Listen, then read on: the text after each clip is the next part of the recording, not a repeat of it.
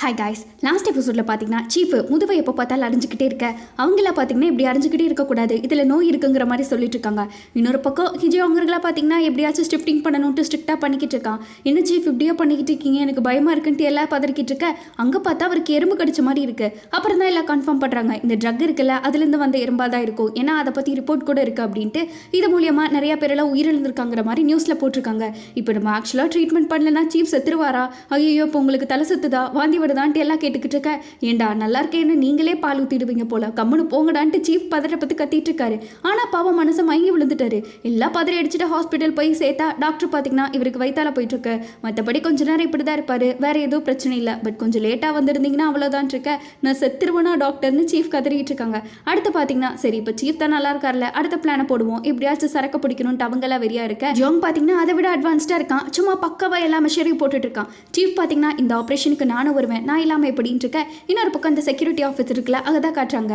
அங்கே இவர் ஜோங்கோட ஹெட் பார்த்தீங்கன்னா கொஞ்சம் முடியாது, ரிஸ்க்கு, இப்போ மட்டும் நம்ம சரக்கு கடத்தினா கண்டிப்பாக மாட்டிக்கிறோன்னு சொல்லிக்கிட்டு இருக்க. அவன் பார்த்தீங்கன்னா உங்கள் பொண்ணு ரஷ்யாவில் தானே படிக்கிறா, நான் தானே படிக்க வச்சிருக்கேன், ஆனால் உங்கள் பொண்ணு கொஞ்சம் டேஞ்சராக இருக்கும், பார்த்துருக்க சொல்லுங்க அப்படின்ட்டு பொண்ணு மேலேயே கை வைக்கிறேன்னு இன்டெரக்டாக சொல்லிட்டு இருக்கான். அந்த பக்கம் அவனோட ஹெட்டாக காலை பிடிச்சிட்டு கதறாங்க, என்னால் முடிஞ்ச அளவுக்கு நான் எல்லாமே பண்ணிட்டேன், ஆனால் நிலைமை கொஞ்சம் மோசமாக இருக்குது புரிஞ்சுக்கோங்க அப்படின்ட்டு இருக்க.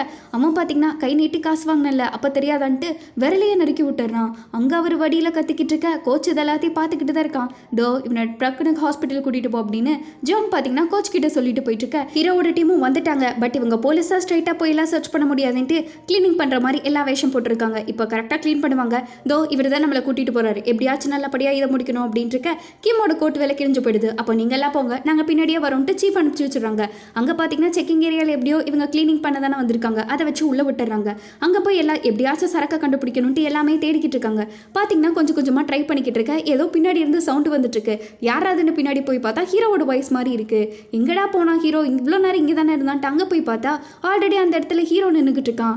வந்தது யாரா அப்படின்ட்டு எல்லாம் குழப்பமாயிட்டாங்க. அங்கே பார்த்தா தான் தெரியுது ட்ரக் லேடி இருக்கால அவ தள்ளி விட்டுட்டு ஓடிக்கிட்டு இருக்கா. பின்னாடி எல்லாம் எப்படியோ போய் அவளை பிடிச்சிடுறாங்க.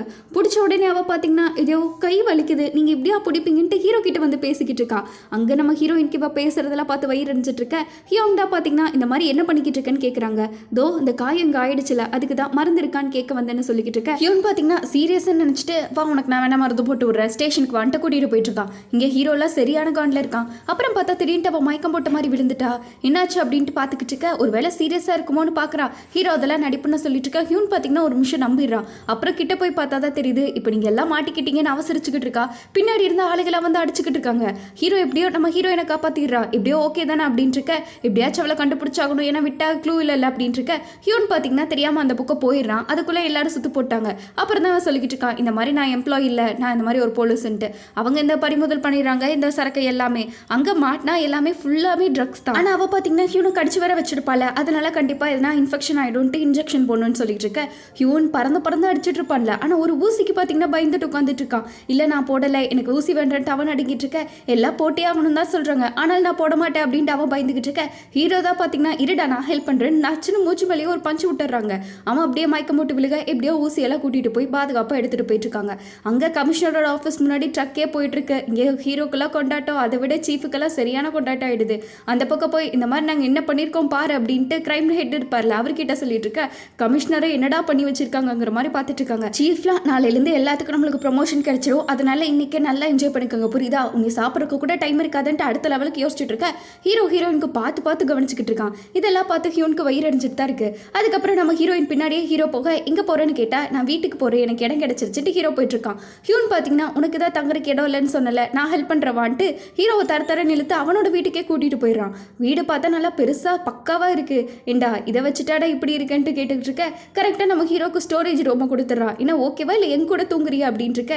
எனக்கு இதுவே ஓகே தான், நீ கிளம்புங்கிற மாதிரி ஹீரோ சொல்லிக்கிட்டு இருக்கான். அங்கே தான் என்னடா இது இவ்வளோ குப்பையாக இருக்குன்ட்டு நம்ம ஹீரோ உட்காந்துட்டு இருக்கும்போது ஃபோட்டோ தெரியுது. எடுத்து பார்த்தா நம்ம ஹீரோயின் இருப்பாள், அவள் அப்புறம் ஹியூன்ட்டெல்லாம் டேட் பண்ணிட்டு இருந்திருப்பாங்களே அந்த டைமில் எடுத்து வச்ச ஃபோட்டோ அதெல்லாம் இன்னுமே வச்சுட்டு தான் இருக்கான். பார்த்ததுக்கு ஹியூன் அந்த காம்படிஷனில் லூஸ் பண்ணியிருப்பான்ல அந்த ஃபோட்டோ கூட இருக்குது. இதெல்லாம் எடுத்து பார்த்துட்டு இருக்கும்போது ஹீரோக்கு ஒரு விஷயம் ஞாபகம் வருது.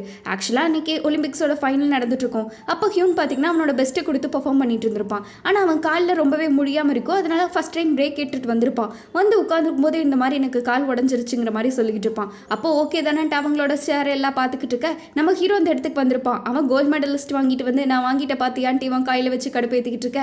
இப்போ பாரு நானும் போகிறேன்டான்ட்டு ஹியூன் வெறியாக பர்ஃபார்ம் பண்ணியிருப்பான். ஆனால் இவன் எவ்வளவுதான் ட்ரை பண்ணாலும் சரி இவனால் முடியிருக்காது. ஆப்போனண்ட்டு ஒரு குச்சி விடுவான் பாருங்க, கரெக்டாக கத்தி கிட்டத்தட்ட மூஞ்சியில் ஏறிடும். அதுக்கப்புறம் எல்லாம் பதறி போயிட்டு இருக்க. அவனுக்கு ரத்தமே அப்படியே வடிய ஆரம்பிச்சிடும். ஓப்பன் பண்ணி பார்த்தா தான் தெரியுது ஜஸ்ட் மிஸ் இந்நேரம் அவன் கண்ணை கிழிச்சிருக்கும். அப்படிப்பட்ட ஒரு டார்க் சுச்சுவேஷனாக இருந்திருக்கும். ஹீரோ பார்த்தீங்கன்னா இப்போ நான் லெஃப்ட் சைடே அடிச்சிட்டேனே, ஓகே வேறப்பான்ட்டு அவனை போய் பார்க்க ஹியூன் நல்லா தான் இருக்கான். இவனுக்காகவா நம்ம வந்தோங்கிற மாதிரி ஹீரோ உள்ள போய் பார்த்துட்டு இருக்க. ஹியூனும் இதை பார்த்துக்கிட்டு தான் இருக்கான். ஆனால் இவனுக்கு மனசே இல்லை. ஏன்னா நம்ம ஹீரோயின் இருக்கால, இந்த மாதிரி ஹீரோ எந்த ஜிம்முக்கு போறான்ட்டு கேட்டு போயிருப்பா. அவன் வீட்டுக்கு போயிருக்கான்ல, ஹீரோ பற்றி எதுனா இன்ஃபர்மேஷன் கிடைச்சதா இல்லையா அப்படின்ட்டு வீட்டில் அவ இருக்க மாட்டான்னு மெசேஜ் பண்ணிட்டு அவன் வெயிட் பண்ணியிருப்பான். அப்புறம் தான் அந்த நாய்க்குட்டிக்கு ஹீரோ பேரை வச்சிருப்பா. அந்த பாட்டி இதோ அந்த பொண்ணு தான் வச்சா, அவளுக்கு இந்த பேர்னா ரொம்ப பிடிக்கும்னு சொல்லிக்கிட்டு இருக்க. இவனுக்கு அப்படியே மனசெல்லாம் நொறுங்கி போயிடுது. ஏன்னா இவன் இன்னுமே மூவ் ஆன் ஆகல. நம்ம ஹீரோயிட தான் நினச்சிட்டு இருக்கான். எப்படியோ அவன் என்ன மறந்துட்டா போலன்ட்டு அதையவே ஃபீல் பண்ணிட்டு ஒரு மாதிரி ஜூஸ் குடிச்சிட்டு இருக்க.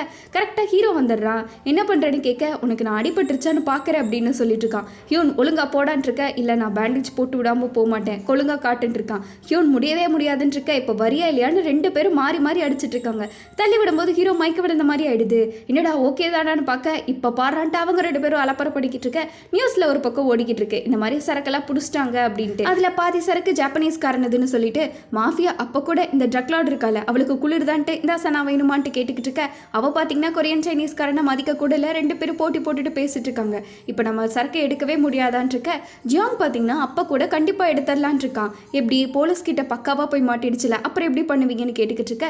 ஏதோ ஒரு சவுண்டு வருது காரில். என்னன்ட்டு ஓப்பன் பண்ணி பார்த்தா தான் தெரியுது மாஃபியா இருக்கான்ல, அவன் பார்த்தீங்கன்னா அந்த குட்டி பையனை ஷூட் பண்ணியிருக்க மாட்டான். அவன் கதறிக்கிட்டு இருக்கான், டே விட்டுடான்ட்டு. அப்போ கரெக்டாக மாஃபியோட அம்மா கால் பண்ணியிருப்பாங்க. அம்மானோடனே சைலண்ட் ஆடுறான்ட்டு அவங்க அம்மாட்ட, என்னம்மா வேலை டைமில் கால் பண்ணியிருக்கீங்க, நான் பிஸியாக இருக்கேன் அப்படின்ட்டு இருக்கேன். அவன் பார்த்தீங்கன்னா என்ன விட்டுருங்கம்மா அப்படின்ட்டு கதறிக்கிட்டு இருக்கான். இன்னொரு பக்கம் ஏதோ எங்கள் அம்மா கால் பண்ணாங்காட்டி தப்பிச்சு அப்படின்ட்டு எங்கள் அம்மாவோட ஆசீர்வாதம் இவனுக்கு இருக்குது, அதனால தான் சுடாமல் வச்சிருக்கேன்ட்டு கூலாக சொல்லிக்கிட்டு இருக்கான். இதோ இவனை இப்போ விட்டுடலாமா அப்படின்ட்டு இருக்க. அவன் கதறிக்கிட்டு இருக்கான், டே என்னை விடுங்கடா, நான் ஒன்றுமே சொல்ல மாட்டேன்டா அப்படின்ட்டு. ஆனால் ஜியாங் பார்த்தீங்கன்னா இப்போ நம்ம புது பிளானை போட வேண்டியதான் அப்படின்ட்டு அவன் இருக்கான்ல, அவன்கிட்ட பேசிகிட்டு இருக்கான். நான் சொல்கிறபடி செஞ்சேன்னா தப்பிச்ச, இல்லைன்னா அவ்வளோதான் பாருன்ட்டு இருக்க. அவன் பார்த்தீங்கன்னா குச்சி எடுத்துகிட்டு ஓடிக்கிட்டு இருக்கான். இங்கே அண்ணன் எடுத்துச்சுன்னு காட்டலை, நம்ம ஹியூனை தான் காட்டுறாங்க. ஹீரோவை போய் பார்க்கலான்ட்டு பார்த்தா அவன் மூஞ்சில் பேண்டேஜ் எல்லாம் ஒட்டி வச்சுட்டு போயிருக்கான். இவன் திருந்த மாட்டாடான்னு கடுப்பாயிட்டு இருக்க. இங்கே கமிஷனருக்கு ஏதோ ஒரு கால் வருது. கமிஷனரும் சரி அப்படின்ட்டு பார்த்துக்கிட்டு இருக்க. அங்கே பார்த்தீங்கன்னா இந்த டைம் எல்லாம் பக்காவாக பிளான் பண்ணிட்டாங்க சீஃபு. எப்படியோ நம்ம அதை பாதுகாப்பாக கரை சேர்த்துட்டா போதும், கோர்ட்டில் எப்படியாச்சும் பொருள் ஒப்படைக்கணும்ட்டு எல்லாம் பக்காவாக பிளான் போட்டு கிளம்பிட்டு இருக்க. சீஃபுக்கு அந்த டைமில் கால் வருது. என்னடான்னு பார்த்தா அங்கே மாஃபியா கிட்ட இருந்து தப்பிச்சான்ல பாருங்க அந்த குவாங்க, அவன் வேற எங்கேயோ மசாஜ் சென்டரில் மாட்டிட்டானாமா. இவங்க ரெண்டு பேரும் போய் பிடிச்சிடுறாங்க. பிடிச்ச உடனே சரி இந்த மாதிரி அடுத்த நியூஸ் கேட்க வந்துட்டாங்களேன்ட்டு அவன் கதறிக்கிட்டு இருக்கான். போன டைம் உங்களால் நான் மாட்டிருப்பேன்டா, ஜஸ்ட் மிஸ்ல தப்பிச்சு வந்த தெரியுமா, என்னென்ன நடந்துச்சு தெரியுமான்ட்டு அழுதுகிட்டு இருக்க.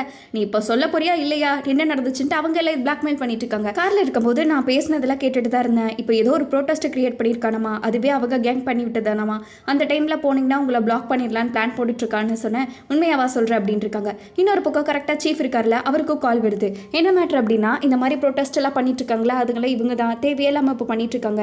அதுவும் தோத்து இப்போ அந்த போலீஸ் ஃபோர்ஸ் எல்லாம் ப்ரோட்டஸ்ட்டுக்கு தான் கொடுத்துருக்காங்க, நம்ம கூட வரைக்கும் கூட ஆள் இல்லைன்னு பேசிட்டு இருக்க.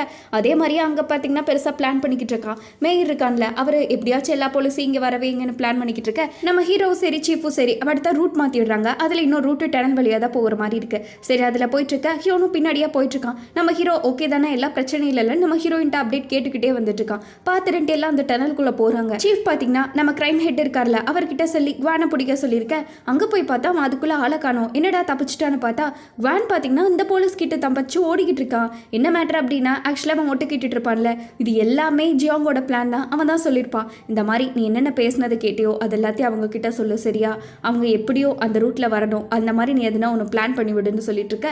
அவன் சொன்னதை தான் செஞ்சிருப்பான், ஜியாங் தான் சொல்லவும் சொல்லியிருப்பான். அந்த பிளானில் எதுவுமே தெரியாமல் இவங்க பாட்டுக்கு அந்த டனலுக்கு பின்னாடியே போயிட்டு இருக்க. அங்கே போய் பார்த்தா தான் தெரியுது ரஷ்யன் மாஃபியா இருக்கான்ல, அவன்லாம் வந்துகிட்டு இருக்கான். தோ சீக்கிரமாக போடா, நம்ம ஆளுக எப்படியாச்சும் அங்கே நிறுத்த வைக்கணும் அப்படின்ட்டு சொல்லிட்டு இருக்க. அங்கே பார்த்தீங்கன்னா எல்லாமே ஜியாங்கோட ஆளுகெல்லாம் வந்துட்டாங்க. இப்போ ஸ்டார்ட் பண்ணலான்னு ஜியாங் ஒரு பக்கம் கமெண்ட் கொடுத்துக்கிட்டு இருக்க. அந்த டனலுக்குள்ளே பார்த்தீங்கன்னா டக்குன்ட்டு காரு பைக்குன்ட்டு எல்லாமே வந்துகிட்டு இருக்கு. ஏன்னா இவங்க விட்டுற சரக்கு இருக்குல்ல, அதை அப்படியே சுத்து போடுறதுக்கு பார்த்துட்டு இருக்காங்க. இன்னொரு பக்கம் ஹியூனோட காரை அப்படியே சரிச்சு விட்டுறாங்க. அவனும் பிரேக் போட்டு நிறுத்திடுறான். நிறுத்திட்டு கொஞ்சம் ஆக்சிடென்ட்டாக ஆயிடுச்சு. என்னடா அதுன்ட்டு பின்னாடி வந்தால் ஹியூனால கொஞ்சம் முடியல. அங்கே பார்த்தா ஆளுங்க 2 கார்லேருந்து சுத்து போட்டுட்டாங்க. முன்னாடி நம்ம ஹீரோக்கு பார்த்தீங்கன்னா டனலுக்குள்ளே போகவே முடியாத அளவுக்கு ஃபுல்லாக ஆளுங்க நின்றுட்டு இருக்காங்க.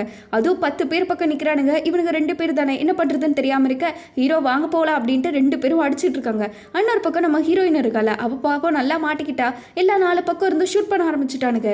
இவ பார்த்தீங்கன்னா டக்குன்னு கண்ணை வச்சிருப்பா போல, எடுத்து ஷூட் பண்ணிக்கிட்டு இருக்க. கிம்மும் வந்துட்டு இருக்கான்ல அவனோட காரியை ஃபாலோ பண்ணி கரெக்டாக இடிச்சு விட்டுறாங்க.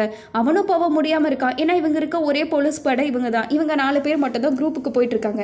நம்ம ஹீரோயின் ஒரு பக்கம் ஃபைட் பண்ண, ஹீரோ ஒரு பக்கம் ஃபைட் பண்ண, சீஃப் ஒரு பக்கம், ஹியோன் ஒரு பக்கம், எல்லாம் மாற்றி சண்டை போட்டுக்கிட்டு இருக்காங்க.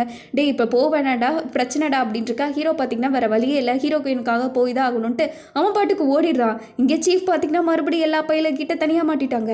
அங்கே ஹியூனும் அவனால் எவ்வளோ முடியுமோ ஒரு ஆயுதத்தை எடுத்து மாற்றி அடிச்சுக்கிட்டு இருக்கான். ஆனால் இன்னொரு பக்கம் கிம் இருக்காண்டா, அவனையும் சுத்து போட்டுடுறாங்க. அவனும் எவ்வளோ முடியுமோ மாறி அடிச்சுட்டு இருக்க. சிக்னலே சுத்தமாக கிடைக்கல.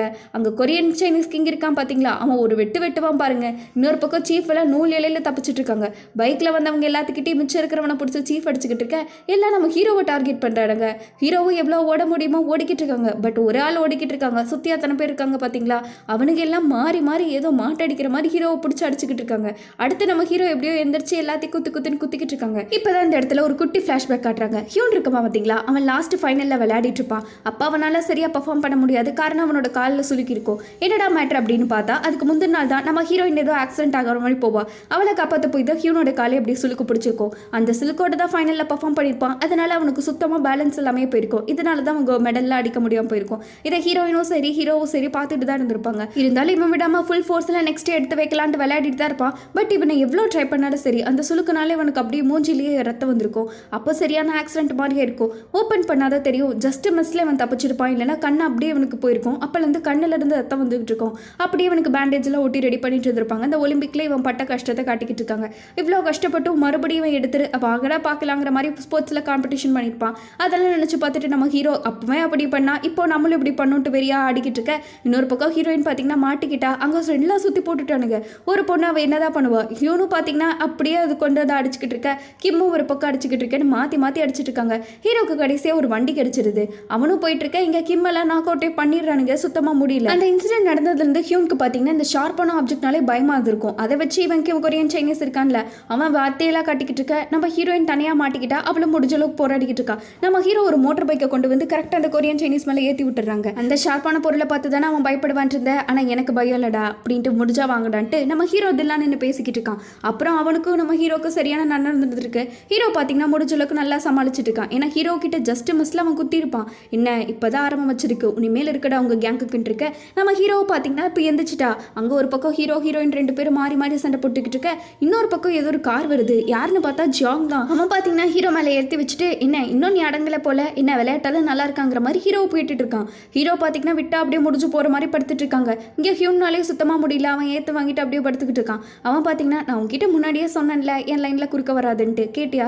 சொல்லியிருந்தா இந்த பிரச்சனையெல்லாம் வந்திருக்குமா? இனிமேலாச்சும் சொன்ன போல கேளு, நல்ல புள்ளலன்ட்டு அவன் பாட்டுக்கு போயிட்டு இருக்க. ஹீரோ அப்போ கூட நீ இப்போ வேணா தப்பிக்கலாண்டா, ஆனால் என்னைக்காச்சும் ஒரு நாள் மாட்டு விடான்ட்டு சொல்லிட்டு இருக்காங்க. இன்னொரு பக்கம் அந்த கொரியன் சைனீஸ்காரன் கத்திக்கிட்டு இருக்கான். இன்னுமாடா நீங்கள் அடங்க மாட்டீங்கன்ட்டு. இவங்க 2 பேரும் எவ்வளோ முடியுமோ முடிச்சுட்டு இருக்க. பின்னாடியே ஜாங்கோட ஆடுகளை துரத்திட்டு வந்துகிட்டு இருக்காங்க. இன்னொரு பக்கம் ட்ரக் லேடியெல்லாம் வந்துட்டா. யார்கிட்டனா நம்ம ஹீரோயின் இருக்கால அந்த படுத்திருந்த இடத்துக்கு. சே எவ்வளோ கஷ்டப்பட்டுட்டு இருக்க பாவம் அப்படின்ட்டு ஜாங் பார்த்தீங்கன்னா அன்னைக்கே சொன்னான்ல ஏதோ பெருசாக பண்ணிடுவேன்னு, இதான் உன்னால் பண்ண முடியுமான்ட்டு எல்லா ஹீரோயினை பேசிட்டு இருக்காங்க. சரி சீக்கிரமா போகலாம் அப்படின்ட்டு எல்லாம் அவங்க சரக்கு எடுத்துகிட்டு போயிட்டு இருக்க. இவங்க எவ்வளோ ட்ரை பண்ணாங்க ஆனால் யாருனாலையும் முடியல. அங்கே இருக்கிறவனுக்குலாம் 2 பேர்த்தையும் வேலைன்னு எடுத்துட்டு இருக்காங்க.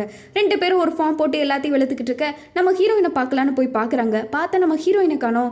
எங்கடா போனோம் அப்படின்ட்டு தேடிக்கிட்டு இருக்க. அவளை சுத்தமாக காணோம். ஃபோன் போடுறாங்க, ஃபோன் ரீச் ஆகலை. இன்னொரு பக்கம் போலீஸ் ஃபயர் சர்வீஸ்ன்னு எல்லாம் வந்துட்டாங்க. ஆனால் அப்போ கூட யாருனாலும் ஹீரோயினை பிடிக்க முடியல. இவ வேற எங்கே போனான்னு தெரியலேன்ட்டு ஹீரோ பதறிட்டு இருக்குன்ட்டு அதோட இந்த எபிசோட் முடிக்கிறாங்க. எப்படி காய்ஸ் நெக்ஸ்ட் எபிசோடில் தான் ஹீரோயின் கிடைச்சாலா இல்லை காணாமல் போயிட்டாலாங்கிற விஷயம் வரும். அது போக இந்த ட்ரக் எல்லாம் வச்சு என்ன பண்ண போகிறாங்கன்ட்டு அடுத்தடுத்த எபிசோடு சூப்பராக கொண்டு போயிருப்பாங்க. பத்தாததுக்கு நம்ம சேனலில் ஒரு பக்காவான ரொமான்டிக் ட்ராமா ஒன்று கண்டுபிடிச்சிட்டேன் காய்ஸ். நாளைக்கு உங்களுக்கு அது கரெக்டாக அப்லோட் ஆகிடும். மறக்காமல் வந்து பார்ப்பீங்கன்னு நினைக்கிறேன். பிடிச்சிருந்தா லைக் ஷேர் சப்ஸ்கிரைப் எல்லாம் பண்ணிவிடுங்க. அடுத்து ஒரு சூப்பரான புது ட்ராமாவோடையும் பக்காவான எபிசோடோடையும் மீட் பண்ணுறேன். அது வரைக்கும் பை ஸ்வீட்டீஸ்.